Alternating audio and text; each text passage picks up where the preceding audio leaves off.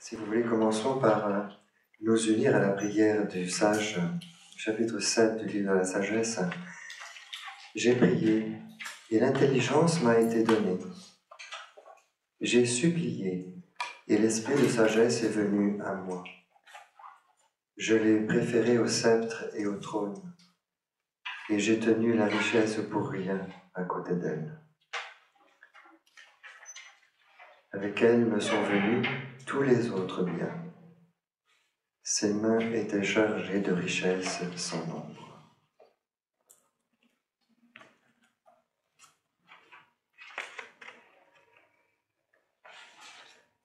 Si au studium, nous adoptons l'aphorisme bien connu « l'écriture est comme l'âme de la théologie », nous avons écrit dans nos statuts que l'oraison est le moyen privilégié qui permet le contact habituel avec Dieu. Nous avons en vue alors ce don du Saint-Esprit qui va couronner notre vie spirituelle, le don de sagesse, qui doit faire atteindre à la charité ses plus extrêmes perfections. En effet, si quelqu'un aime Dieu de tout son cœur, de toute son âme, et qu'il se livre à l'étude du Dieu vivant, alors à cet amoureux de Dieu, le Seigneur donne de parvenir à le goûter, pour ainsi dire, à apprécier la saveur de Dieu. Il ne s'agit pas de fournir un simple effort intellectuel, il s'agit d'éprouver le don de sagesse, ce don qui fait de l'être humain, comme nous disons en français, un connaisseur de Dieu. Saint Thomas utilise le mot « sapere », goûter. Et c'est le texte premier. Cette saveur, elle a son essence, dit-il, in intellectu. Il veut dire par là, non pas dans notre intellect, dans notre raison raisonnante, mais dans notre esprit. C'est l'esprit qui savourera la présence de Dieu. Cela arrive quand quelqu'un expérimente en lui-même, dit-il, le goût de la douceur de Dieu. Dum quis experitur in se ipso gustum divinae dulcedinis et complacentiam divinae voluntatis.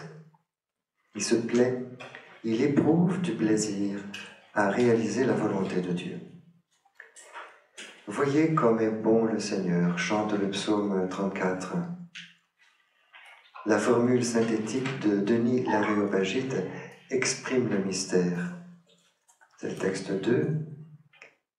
Dedicit divina ex compassione ad ipsa. On est instruit en bâtissant les réalités divines, une compassion ou une connaturalité avec les réalités divines est réalisée par la charité qui nous unit à Dieu, comme le dit saint Paul aux Corinthiens. Celui qui s'unit au Seigneur n'est avec lui qu'un seul esprit.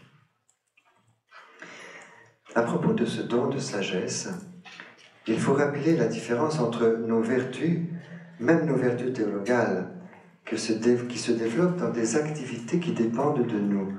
Nous sommes les maîtres de ce que nous faisons. Et l'autre régime, celui des dons du Saint-Esprit.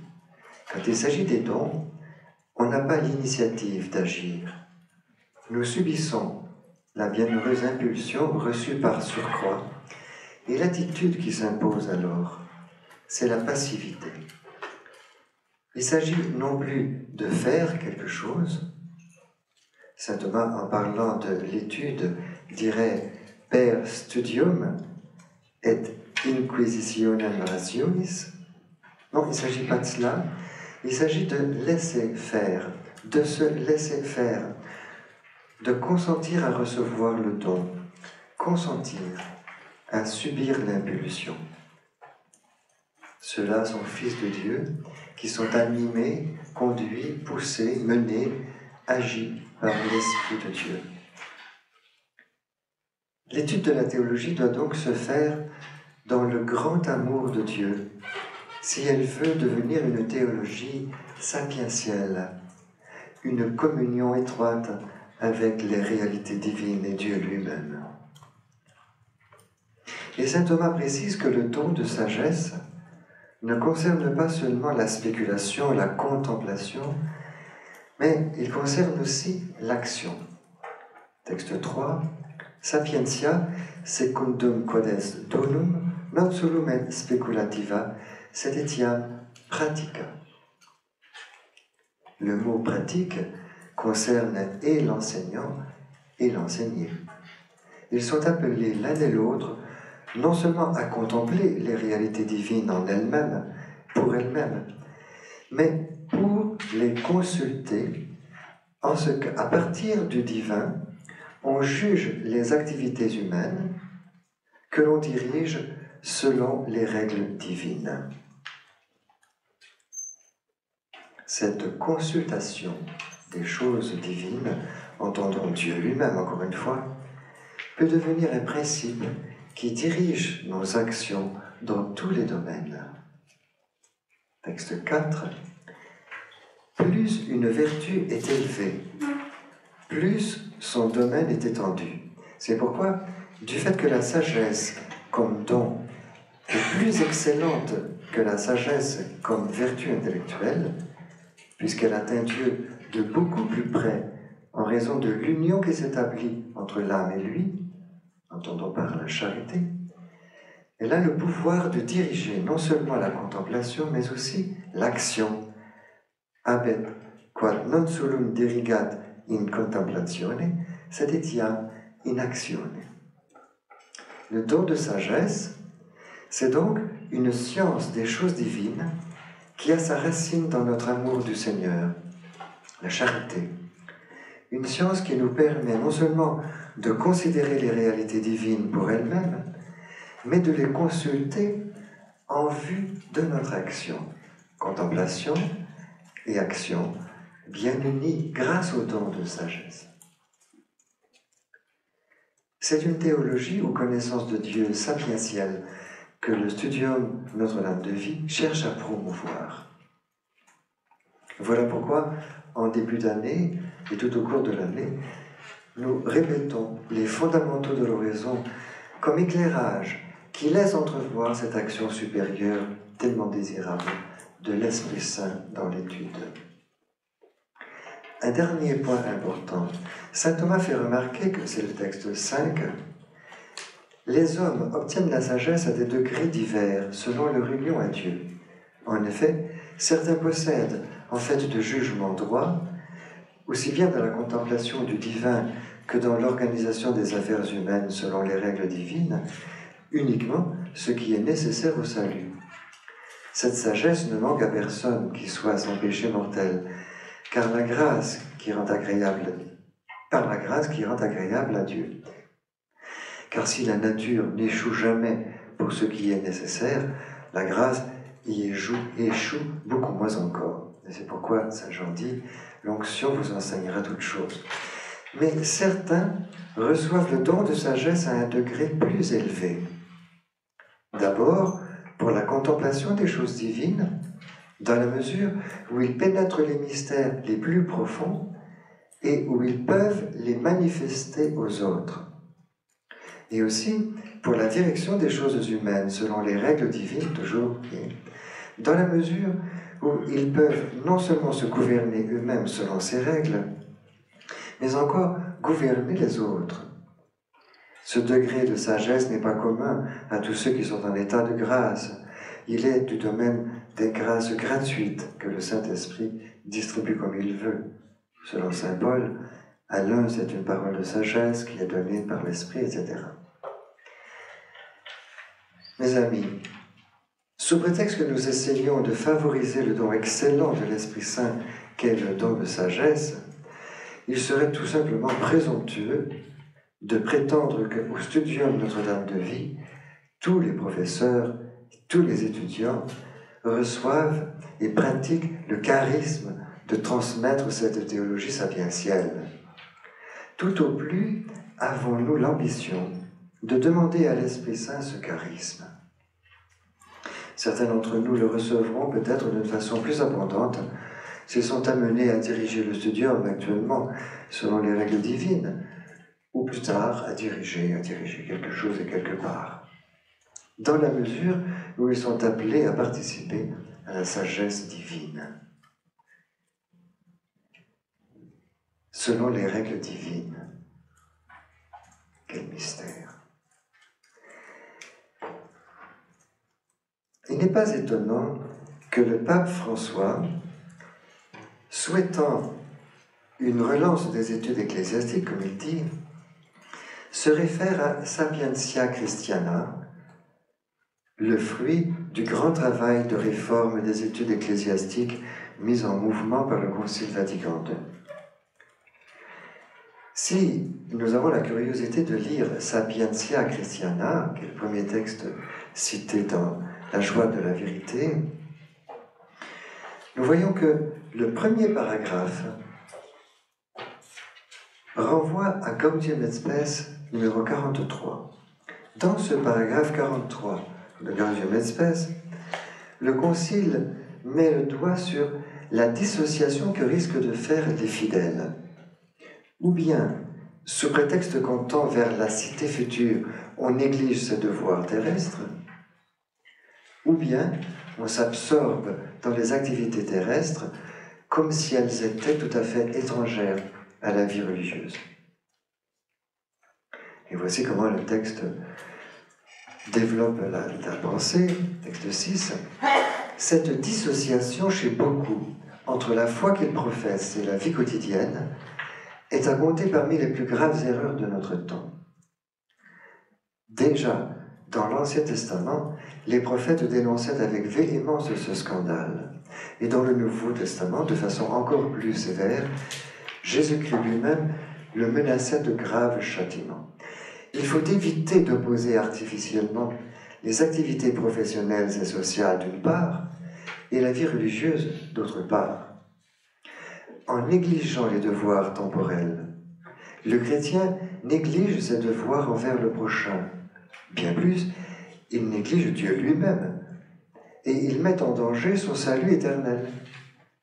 Que les chrétiens, suivant l'exemple du Christ qui exerça un métier d'artisan, se réjouissent plutôt de pouvoir mener toutes leurs activités terrestres en unissant dans une vivante synthèse tous les efforts humains, familiaux, professionnels, scientifiques ou techniques et les valeurs religieuses sous la haute ordonnance desquelles tout est coordonné à la gloire de Dieu. Texte magnifique de Gaudium et Spes. Premier texte cité dans Sapientia Christiana.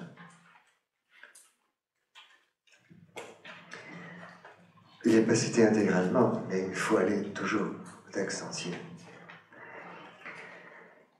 Tout est coordonné à la gloire de Dieu. Et si un regard de sagesse unifie, associe les activités professionnelles et la vie religieuse, entendant la vie de foi, on peut dire aussi qu'un regard de sagesse au niveau des études qui nous concernent ne craint pas d'associer à l'étude de la théologie toutes les autres disciplines, comme le pape François va y insister. Comment expliquer cela? Eh bien, n'est-ce pas la nature même de la science sacrée? Saint Thomas parle de la théologie comme d'une sagesse. Et voyez ce que cela implique, texte 7. D'une part, il appartient aux sages d'intimer l'ordre et de juger, et d'autre part, le jugement, pour ce qui est inférieur, s'obtient par un appel à une cause plus élevée. Alors, celui-là est le sage dans un genre quelconque qui prend en considération la cause suprême de ce genre. Celui qui considère purement et simplement la cause suprême de tout l'univers, qui est Dieu, mérite par excellence le nom de sage. La science sacrée ne se contente pas de ce qu'on peut en savoir par les créatures, et que les philosophes ont connu.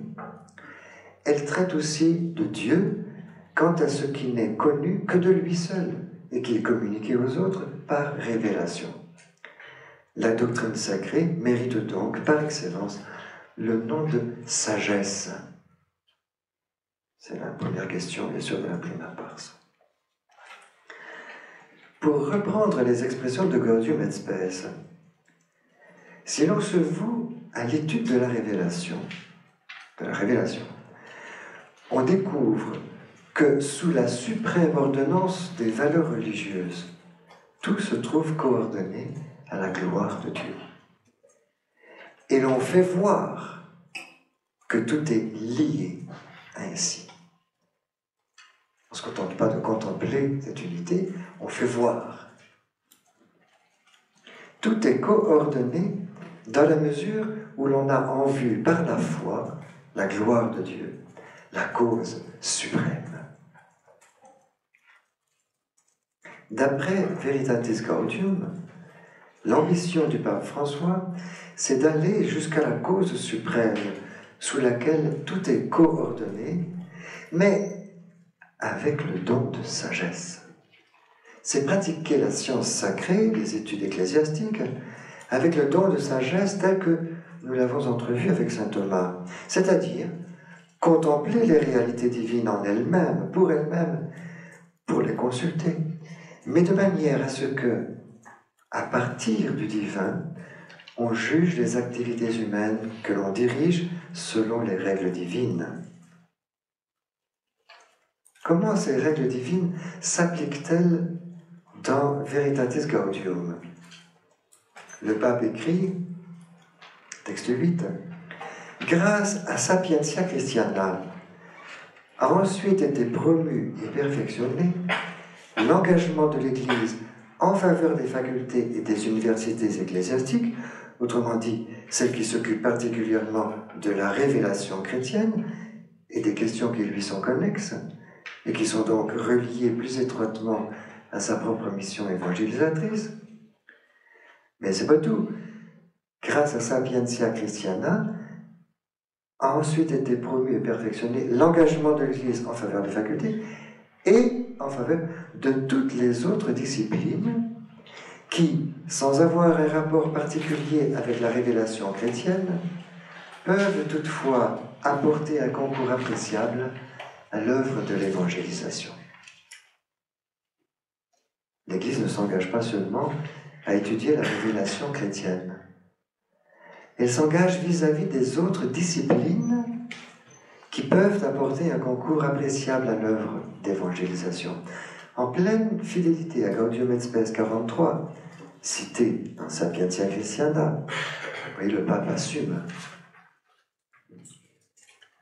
Le pape François juge les activités humaines, en l'occurrence les activités d'étude, dans la lumière du Christ, dans la lumière de la cause première, dirait saint Thomas, selon les règles divines. Et c'est encore le regard de sagesse qui lui fait écrire un peu plus loin, texte 9, « La mission de l'évangélisation, qui est propre à l'Église, exige non seulement que l'Évangile soit prêché dans des étendues géographiques toujours plus vastes et à des multitudes d'hommes de plus en plus nombreuses, mais aussi que la force de cet Évangile imprègne les modes de pensée, les critères de jugement, les normes d'action. En un mot, il est nécessaire que toute la culture de l'homme soit pénétrée de l'Évangile. Vous et moi, prudemment, nous pourrions dire, mais est-ce que le pape n'exagère pas? Mais selon la théologie sapientielle, quand on regarde Dieu comme la cause suprême, on découvre que tout lui est soumis, que tout homme, que toute pensée doivent lui être soumises. Comme le dit saint Paul, nous faisons toute pensée captive pour l'amener à obéir au Christ.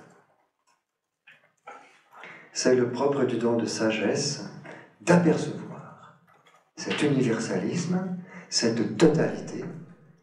Ne parlons pas de totalitarisme, parce que c'est un mot en isme, mais enfin, l'athéisme n'a pas inventé le sens de la totalité. C'est le trésor du christianisme. Oui, c'est le propre du don de sagesse d'apercevoir cette totalité et de la faire voir. D'où la redoutable responsabilité du théologien vis-à-vis de la vérité. François indique peu à peu, dans les préambules de la joie de la vérité, le chemin pour que la sagesse de Dieu se communique aux théologiens. Voyons encore la vision unitive et totalisante, une vision qui tente à unir, encore une fois, parce que dans le Christ, cause suprême, tous les hommes sont liés en un unique dessein salvifique. Texte 10. Le mystère du Christ, en effet, concerne l'histoire entière du genre humain, se prolonge sans cesse dans l'Église. Vous voyez tous les mots qui vont dans le sens de la totalité. Pour atteindre cet objectif, le décret conciliaire exhorte à joindre la méditation à l'étude de la Sainte Écriture, qui est l'âme de toute la théologie, avec la participation appliquée et consciente à la liturgie sacrée, qui est la source première et nécessaire de l'esprit authentiquement chrétien. Et toute cette journée, nous avons consacré à la liturgie l'autre jour, avec l'étude systématique de la tradition vivante de l'Église en dialogue avec les hommes de son temps. Mais ceci ne se fait pas sans que l'étudiant s'engage dans l'écoute profonde de leurs problèmes, de leurs blessures, de leurs requêtes, toute culture, tout homme. De cette manière, souligne Optatam Tutius, le souci pastoral doit imprégner absolument toute la formation des étudiants pour les habituer à dépasser les limites de leur propre diocèse, nation et rite, pour subvenir aux besoins de l'Église entière, prêt, au fond du cœur, à prêcher l'Évangile jusqu'aux extrémités de la terre. Texte magnifique. Superbe échantillon de la théologie sapientielle. C'est surtout le numéro 3 des préambules, donc de la première partie du texte, la joie de vérité. Numéro 3 qui manifeste une vision unitive, un regard qui participe à la sagesse de Dieu, c'est-à-dire à la vision que Dieu a des choses, jusque dans la multiplicité des actions des hommes et des cultures. Et la prétention de l'Église, c'est absolument merveilleux. C'est seulement l'Église catholique qui peut s'insinuer, s'intégrer dans tous les replis de l'activité humaine. Mais ça se fait avec le don de sagesse, ça ne se fait pas en laboratoire. Ça va avec l'Esprit Saint seulement. Texte 11. C'est lui qui communique la pensée de Dieu sur le monde. Le système des études ecclésiastiques est appelé à jouer un rôle stratégique. C'est le nouveau mot pour oikonomia, presque. En effet, celles-ci ne sont pas seulement appelées à offrir des lieux et des parcours de formation qualifiés des prêtres, des personnes consacrées et des laïcs engagés, mais elles constituent une sorte de laboratoire culturel providentiel. Dieu est actif là, où l'Église fait un exercice d'interprétation performative de la réalité qui jaillit de l'événement de Jésus-Christ et qui se nourrit des dons de sagesse et de la science dont le Saint-Esprit enrichit sous des formes variées tout le peuple de Dieu. Du sensus fidei fidelium au magistère des pasteurs, du charisme des prophètes à celui des docteurs et des théologiens. Personne n'est exclu. Il y a toujours cette espèce d'universalisme. Enfin, le pape parvient à cette affirmation déterminante pour pratiquer la théologie sapientielle. Texte 12. Le critère prioritaire et permanent est celui de la contemplation et de l'introduction spirituelle, intellectuelle et existentielle au cœur du charisme, c'est-à-dire de la nouvelle et fascinante et joyeuse annonce de l'évangile de Jésus qui se fait chair toujours plus et toujours mieux dans la vie de l'Église et de l'humanité. Le « et » est très important. Vous voyez, ici toujours la liaison. De Espèce 43. C'est le mystère du salut dont l'Église est dans le Christ signe et instrument au milieu des hommes. un mystère qui plonge ses racines dans la Trinité, mais qui a son caractère concret historique dans un peuple pèlerin et évangélisateur qui transcende toujours toute expression institutionnelle, qui a son fondement ultime dans la libre et gratuite initiative de Dieu. Bien sûr, Dieu transcende l'histoire. Pour pénétrer dans l'histoire, dans la totalité de l'histoire, il faut être au-dessus de l'histoire, bien sûr. Il faut s'appeler Dieu. La vérité divine transcende toute culture, toute médiation. En lisant ce texte, j'ai pensé à la question 1 de la Prima Pars, article 9, où saint Thomas cite Denis, où il est question justement de dépassement. Le mystère transcende toujours toute expression institutionnelle, mais il en prend soin. Vous voyez le texte 13. Le rayon de la divine révélation, nous dit Denis, n'est pas supprimé par les figures sensibles qui le voilent. Il demeure dans sa vérité, en sorte qu'il ne soit pas permis aux esprits auxquels est faite la révélation de s'en tenir aux images mêmes. Il n'est pas permis de s'en tenir aux images mêmes. Il les élève jusqu'à la connaissance des choses intelligibles, et par leur intermédiaire, les autres en sont également instruits.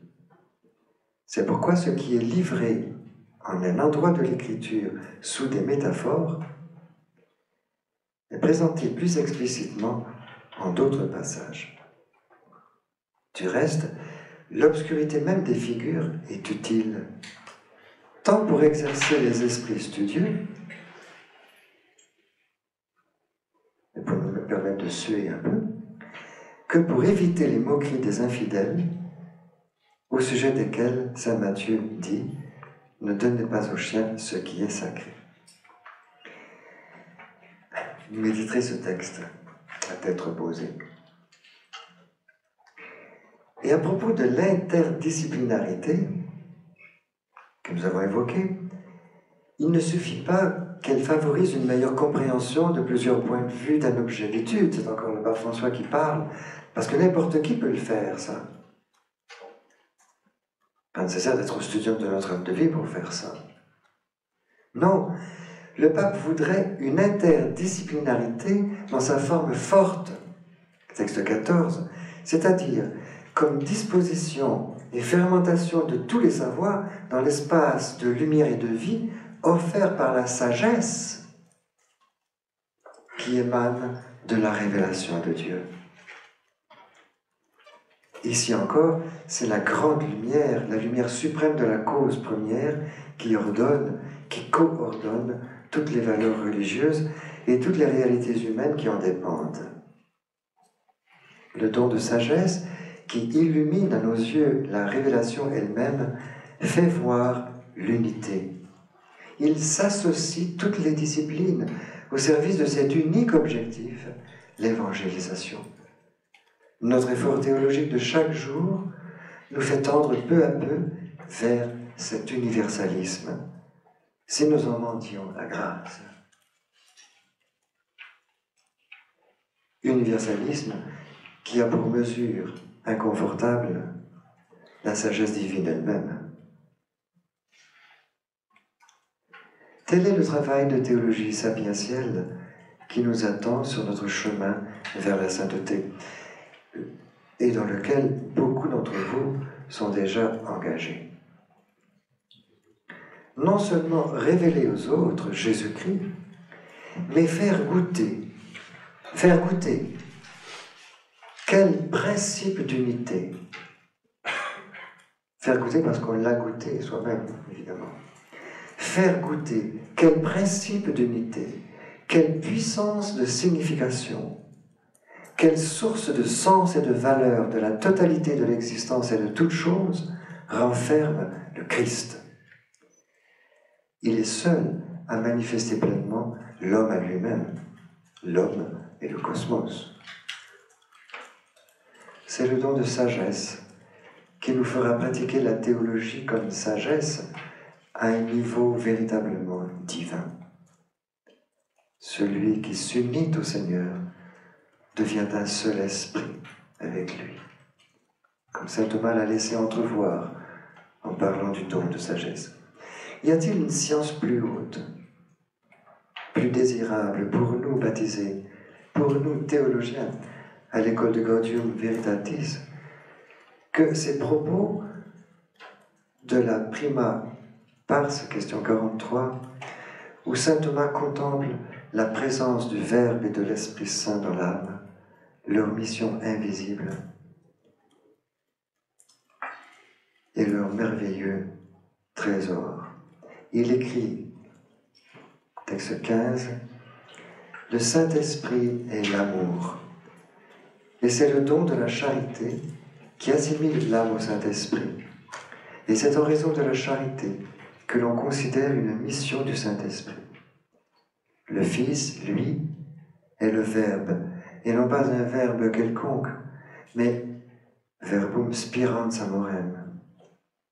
Il n'y a donc pas mission du Fils pour un perfectionnement quelconque de notre intellect, mais seulement un perfectionnement quelconque. Vous voyez, il ne faut pas viser trop bas dans l'étude de théologie. Il faut viser haut. Il ne faut pas viser un perfectionnement quelconque. Il n'y a donc pas mission du Fils pour un perfectionnement quelconque de l'intellect, mais que vous le vouliez ou non, ce sera un perfectionnement merveilleux. Il nous reste toujours à découvrir l'ampleur du don du Fils, du don de l'Esprit Saint, la double mission. Des personnes invisibles dans la mission invisible. Mais seulement quand l'intellect est doté et enrichi de telle sorte qu'il en vienne à déborder dans un élan d'amour. Selon qu'il est écrit en Saint Jean, quiconque a entendu le Père et a reçu son enseignement vient à moi. Et dans le psaume, dans ma méditation, un feu s'embrasera. Aussi saint Augustin use-t-il de termes significatifs. Le Fils, dit-il, est envoyé lorsqu'il est connu et perçu. Le mot perception signifie en effet une certaine connaissance expérimentale. C'est là proprement la sagesse, ou science savoureuse. Verbum spirans amorem. Notre âme participe à l'activité de Dieu qui spire l'Esprit Saint. Verbum spirans amorem, est-ce que ça vous rappelle quelque chose? Quelqu'un? Le Père Marie-Eugène qui disait sur son lit de souffrance, « Je spire l'amour, et c'est pour vous le donner. » Saint Jean de la Croix l'avait expérimenté avant lui. Le Père Marie-Eugène participait à l'aspiration de l'Esprit Saint simplement en aimant parfaitement Dieu. Mon Dieu, il me semble que je vous aime parfaitement. C'est là proprement la sagesse, comme dit saint Thomas. Je vous remercie de votre attention.